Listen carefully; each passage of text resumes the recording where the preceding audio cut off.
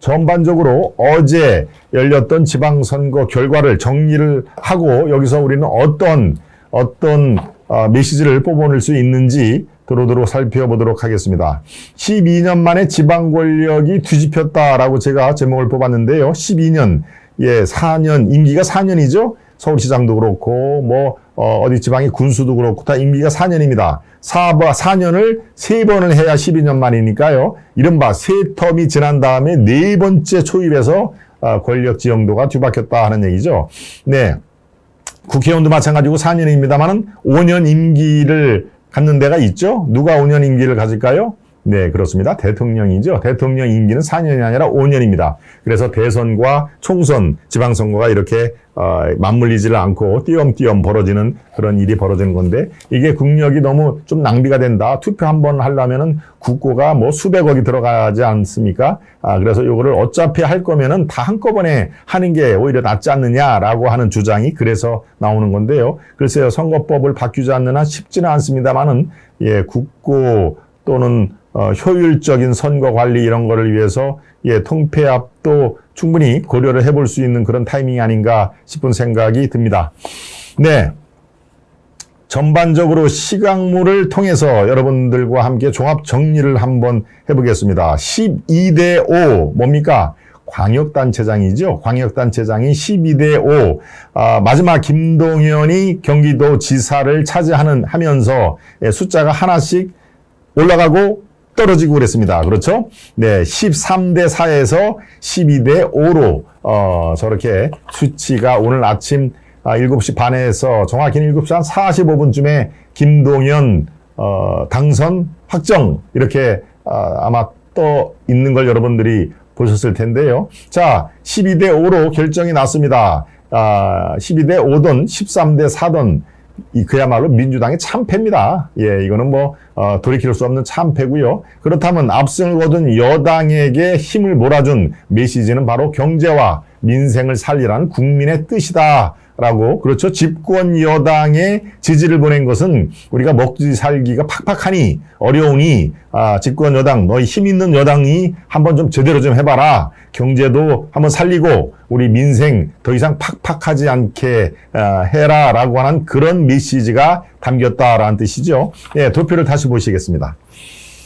네, 그래프를 보면은 여러분들이 이제, 글쎄요, 몇 시간 지났으니까 벌써 이게 새로운 소식이 아니라 이제 여러분들이 정리를 해야 될 텐데요.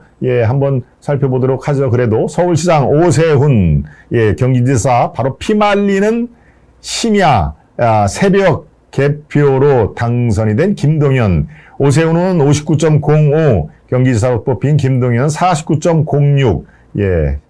10%포인트가 차이가 나니까 오세훈이 얼마나 큰 차이로 낙승을 한 걸 알고 있는 거죠. 네, 참, 여기서 선거에서 10%포인트면 엄청나게 큰 차이인 거 아마 여러분들 잘 아실 겁니다. 인천시장 유정복 51.76. 유정복은 바로 4년 전에 인천시장에 나와가지고 낙선을 했죠. 누구한테? 바로 이번에 또 붙은 박남춘 민주당 후보와 겨뤄서 박남춘이 이기고 유정복이 낙선을 했는데 4년 만에 아주 큰 서력을 했습니다. 네, 보기 좋은 서력, 보기 좋게 서력했다고 제가 표현을 하려다가 역시 보기 좋게 승자와 패자가 있는 그런 게임에서는 역시 패자를 생각을 안 할 수가 없지요. 그래서 보기 좋게란 말을 제가 하려다가 멈칫 거렸다는 점 제가 발표드리고요. 글쎄요, 선거는 정말 승자에게는 깨끗하게 축하의 박수를 보내지만 패자, 더더군다나 아주 아슬아슬하게 석패를 한 분들한테는 따뜻한 격려의 박수가 필요합니다. 네, 바로 선거, 민주주의의 꽃인 선거가 그래서 아름다운 것이죠.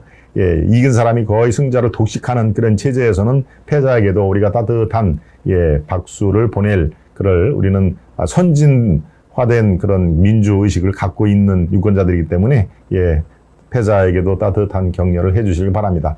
네, 강원지사 김진태 참 아주 우여 941생이었죠. 공천에서 탈락을 하고 이른바 황상무 KBS의 앵커 출신의 황상무가 이 전략공천으로 강원지사의 공천을 받았지 않습니까? 네, 김진태가 어떻게 했을까요? 네, 국회 앞으로 달려가가지고 이게 번복될 때까지 단식투쟁을 하겠다, 죽음도 불사르겠다라고 아주 초강수를 둔 상황에서 당이 아이고 김진태 가만히 놔두면은 저거 쉽게 안 끝날 선수야. 저거 더 크게 시끄럽게 하기 전에 아유 그네 다시 경선으로 하자라고 최고위원회에서 뒤집었죠 결과를. 그러니까 최고위원회에서 경선을 하자라고 그전에는 전략공천으로 그냥 황상무를 내리꽂은 건데 네, 김진태 후보가 이런 공천은 받아들이지 못하겠다라고 최고위원회에서 뒤집은 거죠. 그래서 경선을 했더니 지명도가 높은 김진태가 이기고 그 바탕으로 바로 어제 54%라고 하는 아주 큰 격차로 강원도지사에 도백이 된 것이죠. 네, 김진태 후보를 제가 한 달 전에 저희 아시아 스튜디오에 방송 초대를 했습니다마는 아이고 전무님 제가 지금 막 강원도지사 지금 표박가리를 막 시작을 해가지고 서울에 지금 가지를 못합니다. 제가 도지사 되고 나서 처음으로 이 방송 출연을 하겠습니다라고 이렇게 했는데요. 네, 자리 잡히는 대로 여러분들과 한번 얼굴을 보도록 하겠습니다. 네, 경북지사 이철호 여기는 당연한 것이죠. 77.9%. 근데 또 지나치게 좀 높은 면도 있습니다. 네, 경북지사의 국민의힘이 되는 거는 우리 정치 지형상 당연하지만 글쎄요 거의 78%. 저걸 어떻게 여러분들 보시는지요? 네, 경남지사 박완수 65.7%, 65나 77이나 아주 큰 스코어 차이인데 한 지역에서 특정 정당이 78%라는 몰표를 놓는 것도 사실 건강한 양당 그 체제에서는 사실 바람직한 거는 아니라고 저는 판단을 합니다. 예, 대구시장 여러분이 다 아시는 홍준표 78.75. 네, 오히려 이철우 경북지사보다도 조금 더 높죠. 네, 아무튼 홍준표 지금 이제 지사가 됐네요. 지사가 아니라 시장이죠. 홍준표 시장은 정말 대단합니다. 네. 중앙 정치에서 설당이 없어지자 야, 내가 여기서 눈칫밥 먹으면서 2년을 국회의원 더 하느니 차라리 대구에 내려가서 내가 맹주가 되겠다. 그래서 대구시장이 어차피 TK의 본산 아닙니까? 그죠? TK 본산이기 때문에 그걸 바탕으로 5년 뒤에 한번 재도전을 하겠다라고 하는 그런 그 계산인데요. 예, 틀림없이 홍준표는 5년 뒤에 다시 대권을 마지막으로 타겟팅을 할 겁니다. 왜? 4년, 대구시장은 4년 아닙니까? 예, 4년이 끝난 다음에 바로 8개월 뒤에 대선이 딱 벌어지니까 시기적으로 참 맞는 거죠. 그러니까 홍준표의 이 계산법은 좋다. 대구시장을 내가 잘하고 대구 TK의 맹주로서 마지막 대권 도전을 한번 해보겠다라고 하는 네, 2달 전에 홍준표의 대구시장 출마 이거를 어느 매체보다도 저희 아시아투데이가 먼저 보도를 했는데도 똑같이 설명을 드렸습니다. 그때 왜 그 좋다는 국회의원 배지를 던지고 대구시장에 출마를 할까? 예, 그때도 제가 설명을 드렸습니다. 저 홍준표의 머릿속에는 뭐가 들어있겠냐? 국회의원도 할 만큼 하고 경남도지사도 2번이나 한 상태에서는 이미 이제 마지막 꿈을 대권 실현 여부에 둘 것이다. 그럼 대권을 차지하기 위해서 국회의원을 한 번 더 하는 게 낫냐? 대구시장을 하는 게 낫냐? 네, 국회의원은 이미 이제 윤석열과 그런 갈등 관계라든가 이런 것들이 상당히 컸기에 중앙정치의 설당은 점점 줄 것이다. 차라리 그렇다면 하방 밑으로 내려와서 자기가 커온 대구 지역에서 맹주가 되는 게 오히려 지름길이겠다라고 판단을 집중팔고 했을 겁니다. 네. 그랬더니 또 대구 분들이 저렇게 79%라는 놀라운 지지율로 그 꿈을 성큼, 이게 부풀게 지금 한 것이죠. 네, 계속 보겠습니다. 네, 울산시장 김두견 59.78, 예, 득표율입니다. 부산시장 박형준 66.36. 네, 이렇게 보고요. 충북지사 김영환 58.19. 제가 말씀을 드렸죠. 예, 충청이 지금 이번 선거에 키를 주고 있다라는 걸 서너 번 얘기를 했는데 그 한가운데 충북지사 김영환에 있는 것이죠. 김태웅 충남지사가 됐습니다. 53.87. 대전시장입니다. 이장우 51.1. 세종시장입니다. 최민호 52.83. 네, 세종시가 만들어진 이후에 줄줄이 민주당의 텃밭이었습니다. 그렇죠? 민주당의 텃밭이었는데 이번에 처음으로 정치 지형이 저렇게 바뀐 것입니다. 네, 의미가 상당히 있지요. 저 정도면은 네, 세종시가 만들어진 이후에 줄기차게 그 지역에 아주 그 맹주 역할을 했던 더불어민주당의 그 권력이 이번 지자체 선거로 통해서 처음으로 여야가 뒤바뀌었다 하는 점이 매우 이 의미가 심장하다 아니할 수가 없는 그런 상황입니다. 네, 여러분들도 세종시는 뭐 규모로 봐서는 그렇게 크지 않는 상황이지만 그런 의미가 있다는 것은 세종시가 이른바 호남처럼 민주당이 텃밭으로 돼 있는 줄 알았더니 그래도 여기는 바뀌네라고 생각을 하셨을 겁니다. 바로 밑에 지금 이제 제가 호남 얘기를 했습니다만 전라북도지사, 전라남도지사, 광주시장, 제주시사 모조리 지금 민주당에서 갖고 갔죠. 여기는 그야말로 난공불락이라고 표현해야 되죠. 난공불락. 네, 하도 어려워서 아예 포기를 할 수밖에 없는 불락. 예, 전혀 공격이 안 된다. 공략 자체가 안 된다라는 뜻이죠. 예, 면면을 한번 다시 보겠습니다. 네, 김관영 전라북도지사 82.2. 여기는 숫자가 앞에 8자가 들어갑니다. 82.1. 전라남도지사입니다. 김영록 75.7. 광주시장 강기정 74.9. 제주지사 오영은 55.1. 예, 물론 제주는 호남이지 않습니다만은 호남 바로 밑에 지역적인 위치, 그 다음에 4.3 사태, 제주 4.3 사태라는 거 아마 여러분들 아실 겁니다. 4.3 사태 영향으로 민주당의 아주 초강세가 유지가 됐던 그런 지역이기 때문에 오영훈은 55.1로 얻었는데요. 그래도 표를 많이 받은 겁니다. 네, 호남이 아닌 상태에서 지역적인 그런 기반을 바탕으로 55%라고 하면 표를 많이 얻은 것이죠. 예, 아무튼 이렇게 전라북도 지사, 전남, 광주시장, 제주지사 플러스 새벽 7시 반에 승부가 결정난 경기지사, 네, 김동연까지 포함해서 5개만 더불어민주당이 갖고 가고 나머지 12개는 국민의힘이 탈환을 했다. 그러니까 이거는 명실상부하게 민주당의 참패로 봐야 됩니다. 참패. 그전에는 어땠을까요? 그전에는 이 정반대 현상이 벌어진 것이죠. 정반대. 대구시장, 그 다음에 경북지사, 경남지사, 이렇게 이른바, 예, 저 나오죠. 2018년 지방선거 때 더불어민주당이 14곳을 갖고 가고요. 자유한국당이 2곳, 무소속이 1곳. 네. 지금 민주당이 14곳에서 5곳으로 줄어들고 국민의힘에서는 2곳이었다가 12개로 앞에 10자가 하나 더 붙는 상황이니까 이거는 참패라고 얘기를 해도 할 말이 없게 된 상황입니다.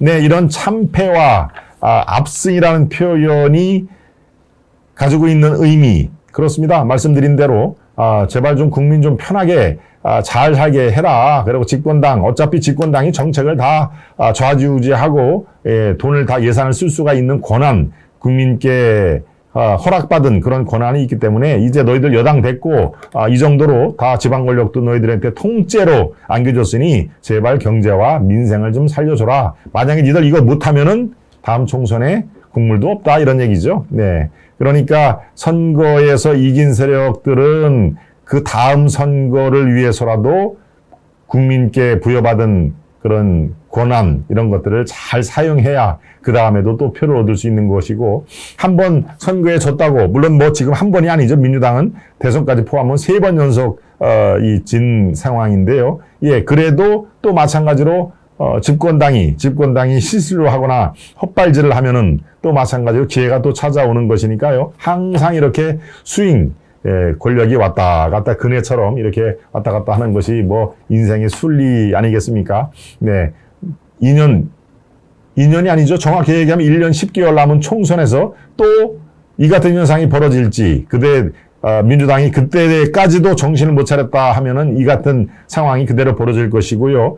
민주당은 그래도 개혁과 혁신을 하려고 하는데 쟤들은 국민의힘은 지들의 여당 됐다고 옛날 버릇을 못 고쳤네? 라고 국민께서 판단을 해주시면은 완전히 또 뒤바뀌는 결과가 나니까요.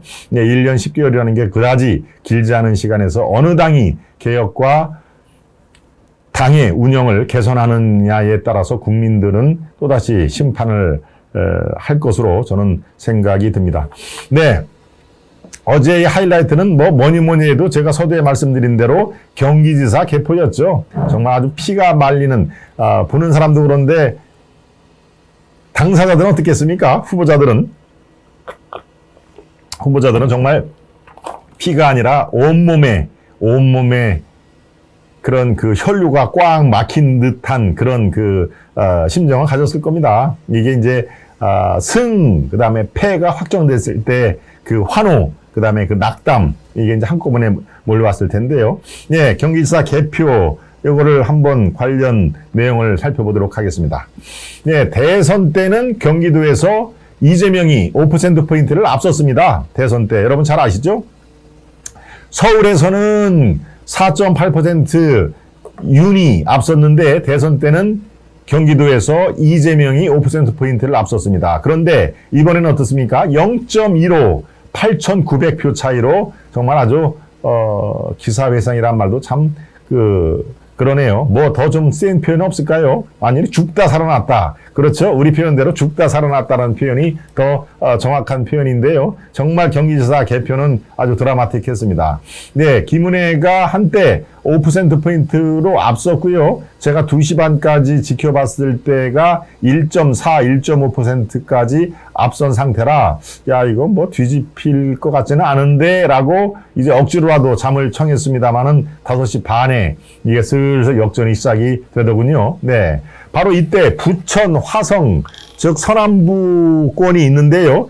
이게 표가 10만 표 정도 남아 있었다고 얘기를 합니다. 그때 10만 표 정도, 예, 새벽 5시 반쯤에 이 내용을 살펴보니까 남아있는 개표가 10만 표 정도 있는데 그렇다면 지역이 중요할 거 아닙니까? 어느 지역이 표가 많이 남아있는 따라서 특정 뭐 유불리가 있으니까요. 그런데 딱 보니까 화성, 네, 화성이면은 우리 그 왕 시청자 중 예, 아주 대표적인 왕 시청자인 트럼프 슈퍼맨님이 계시는 데가 동탄이죠, 동탄. 동탄의 북경반점, 그 맛집으로 유명한 동탄반점이 바로 경기도 화성에 있는 동탄입니다. 그러니까 바로 그 지역인데요.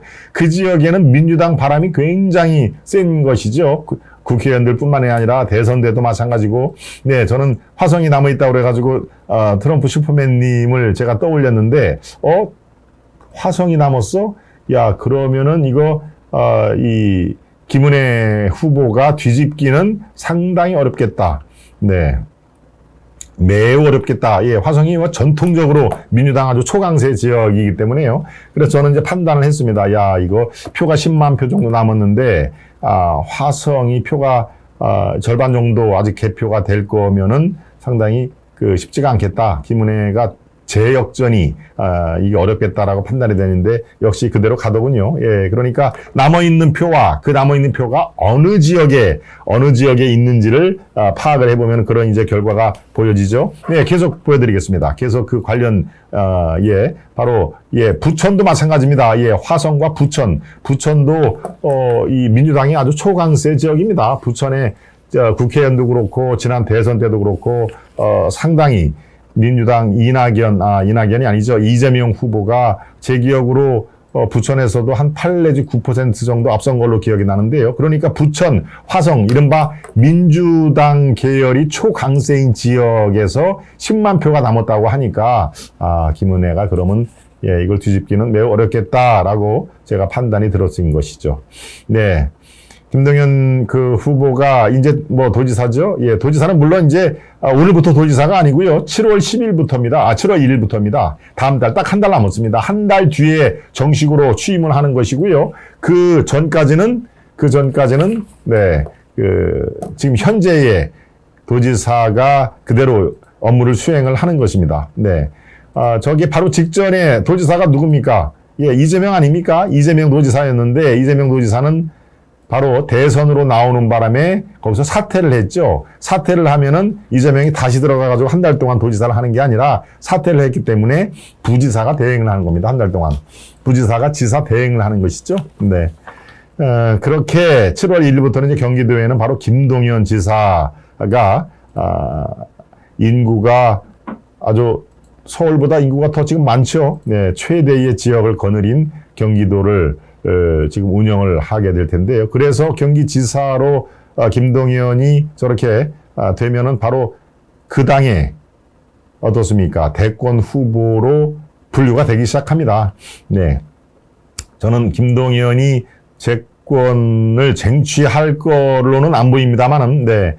그렇다면 이재명이냐? 제가 말씀을 드렸죠. 이재명 후보가 지난 3월 9일 패한 이후에 절치부짐을 해서 5년 뒤에 민주당 후보가 이재명으로 재기를 할 것인가? 저는 그럴 가능성은 전혀 없다라고 아마 여러분들께 말씀드린 거 기억이 나실 겁니다. 지금 점점 상황이 돼가고 있는 것이죠. 두 번째 이슈에서 다루겠지만 이재명이 개항을 해서 생활을 했다 손 치더라도 글쎄요, 대권 후보로서 더 입지를 다졌을까요? 네, 저는 그렇게 생각을 안 한다는 점을 두 번째 이슈에서 조목조목 설명을 드리겠습니다.